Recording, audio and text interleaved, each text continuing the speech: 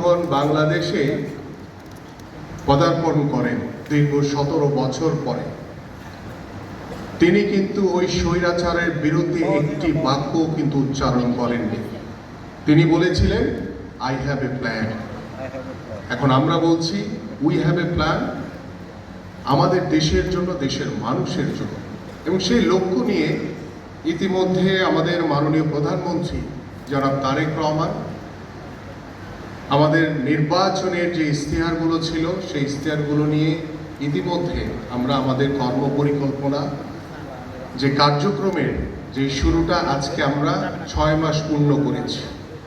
সেই 6 মাসের ভিতরে ইতিমধ্যে আমরা আমাদের ফ্যামিলি কার্ড, আমাদের কৃষক কার্ড, আমাদের শিক্ষা, স্বাস্থ্য, স্পোর্টস, আমাদের ইমাম মুয়াজ্জিনদের ভাতা, আমাদের খাল খনন কর্মসূচি, আমাদের বৃক্ষরোপণ কর্মসূচির যে মূল লক্ষ্যগুলো, সেগুলোর ইতিমধ্যে কার্যক্রম আমাদের দৃশ্যমান শুরু হয়েছে। আগামী 4.5 বছরে ইনশাল্লাহ আপনাদের সবার সহযোগিতা এবং এদেশের সাধারণ মানুষের সার্বিক সহযোগিতার মাধ্যমে আমরা আমাদের সেই কাঙ্ক্ষিত লক্ষ্য, সেই লক্ষ্যটি হচ্ছে, আমরা কোনো প্রতিহিংসা রাজনীতিতে বিশ্বাস করি না। আমরা বিশ্বাস করি একটি সুস্থ রাজনৈতিক পরিবেশ তৈরির মাধ্যমে আগামীতে আমরা বর্তমানে আমাদের বাংলাদেশের জনগণ এই বিএনপিকে স্বতঃস্ফূর্ত ভোট প্রদানের মাধ্যমে, একটি সুষ্ঠু নির্বাচনের মাধ্যমে আমরা একটি গণতান্ত্রিক বাংলাদেশ কায়েম করেছি। এবং এই গণতন্ত্রকে ধারাবাহিকভাবে ধরে রাখার জন্য আমাদের দরকার একটি সুস্থ রাজনৈতিক পরিবেশ, যাতে ভবিষ্যতে আমাদের যাতে আর কোনো গণ অভ্যুত্থানের শিকার হতে না হয়। আমরা চাই এই জুলাইকে আমরা ধারণ করি সবাই, প্রত্যেকটি মানুষ। আমি এক বাক্যে বলতে পারি যে সারা বাংলাদেশের প্রত্যেকটি জনগণ জুলাইকে ধারণ করে এবং জুলাইকে বিশ্বাস করে। এবং সেই জুলাইকে ধারণ করে আমাদের মাননীয় প্রধানমন্ত্রী তিনি আগামীর বাংলাদেশকে জুলাই যে আন্দোলনের যে উদ্দীপ্ত যে তরুণ সমাজ, আমাদের যে যুব সমাজ, আমাদের যে যুব নারী যারা রয়েছেন এবং এদেশের আপামর সাধারণ মানুষের যে প্রত্যাশা, সেই প্রত্যাশাগুলোর সাথে সংমিশ্রণ এবং প্রাপ্তির সংযোগের মাধ্যমে আমরা জুলাইয়ের যে আশা আকাঙ্ক্ষা রয়েছে সেটা আমরা বাস্তবায়ন করতে চাই। আপনারা সবাই জানেন যে দীর্ঘ 17 বছর ওই স্বৈরাচারের বিরুদ্ধে আমার মতো হাজারো নেতাকর্মীরা, লক্ষ লক্ষ নেতাকর্মীরা রাজপথে নেমে আন্দোলন করেছে, সংগ্রাম করেছে। ওই স্বৈরাচারের বিরুদ্ধে আন্দোলন করতে গিয়ে বহুবার জেল খেটেছি আমরা।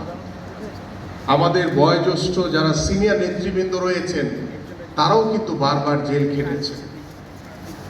এবং এই দীর্ঘ 17 বছরে আমরা দেখেছি অনেক ভাইরা আমাদের এই পৃথিবীর মায়া ছেড়ে চলে গেছে।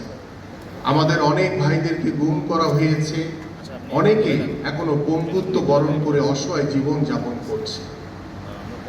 এবং এই দীর্ঘ 17 বছরের যে স্বৈরাচারের বিরুদ্ধে বাংলাদেশ জাতীয়তাবাদী দল বিএনপির যে সুদৃঢ় একটি অবস্থান ছিল, সেটি আপনারা সকলেই অবগত রয়েছেন, এই দেশের সাধারণ মানুষ অবগত রয়েছে।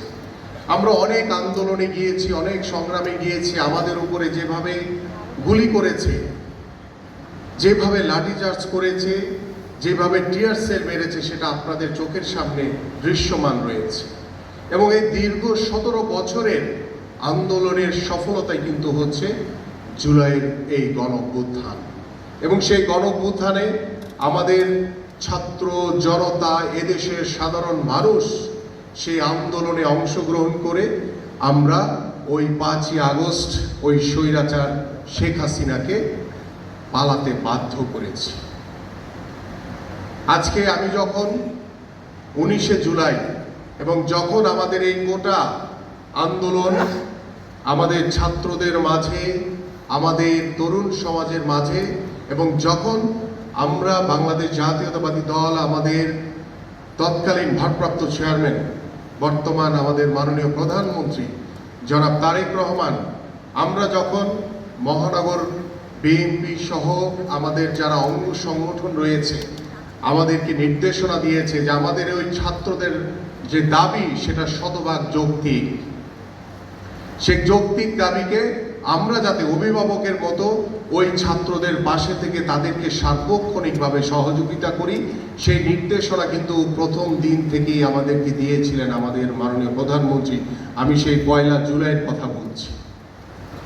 এবং ধীরে ধীরে আমরা যখন দেখলাম 16 তারিখের সেই গুলিবর্ষণ, 17 তারিখের গুলিবর্ষণ, 18 তারিখের এবং 19শে জুলাই আমাদের একটি প্রোগ্রাম ছিল, কর্মসূচি ছিল, বিক্ষোভ সমাবেশ প্রেস ক্লাবে, এবং সেই কর্মসূচিকে বাস্তবায়ন করার জন্য, সফল করার জন্য আমরা ঢাকা মহানগর উত্তর বিএনপি, দক্ষিণ বিএনপি সহ অঙ্গ সংগঠনের নেতৃবৃন্দরা যখন আমরা ওই কাকরাইলের সেই মসজিদে, আমরা বিভিন্ন মসজিদে ওই দিন নামাজ পড়ে, নামাজের পরে আমরা যখন মিছিল নিয়ে বের হব, সকাল থেকেই কিন্তু ওই প্রেস ক্লাবের ওই জায়গাতে 144 জারি করেছিল ওই স্বৈরাচারের পেটুয়া বাহিনী।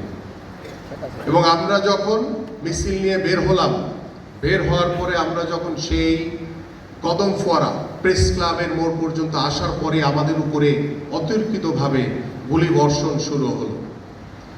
এবং আপনাদের অনেকেই মনে আছে সেই দুপুরবেলা থেকে শুরু করে সন্ধ্যা অবধি সেই প্রেস ক্লাব এলাকা, মৎস্য ভবন, কর্ণফুলী, যে আমাদের যে কাকরাইল, প্রত্যেকটি এলাকাতেই কিন্তু সাধারণ মানুষ এবং বিএনপি নেতাকর্মীরা যখন রাজপথে দাঁড়িয়েছিল এই ছাত্র, এই জনতার অধিকার দাবি আদায়ের লক্ষ্যে, তখন কিন্তু ওই স্বৈরাচারের পেটুয়া বাহিনী আমাদের উপরে অতর্কিত গুলি বর্ষণ করে, টিয়ার সেল মেরে বারবার কিন্তু আমাদের অনেক নেতাকর্মীদেরকে আহত করেছে, অনেককে অ্যারেস্ট করেছে। এবং ওই দিন মধ্যরাতে আমাকে ওই ডিবির হারুনের বাহিনী তারা আমাকে অ্যারেস্ট করে নিয়ে আসলো।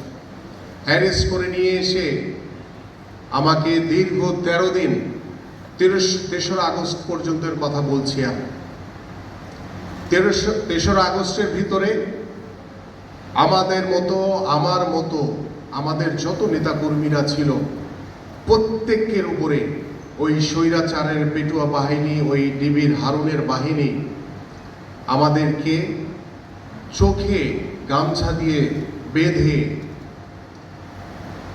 চোরের মতো পিছনে হাত করা পরিয়ে, জমটুপি পরিয়ে টর্চার সেলে নিয়ে গিয়ে কিন্তু আমাদের মতো প্রত্যেকের গায়ে হাত তুলেছে, নির্যাতন করেছে।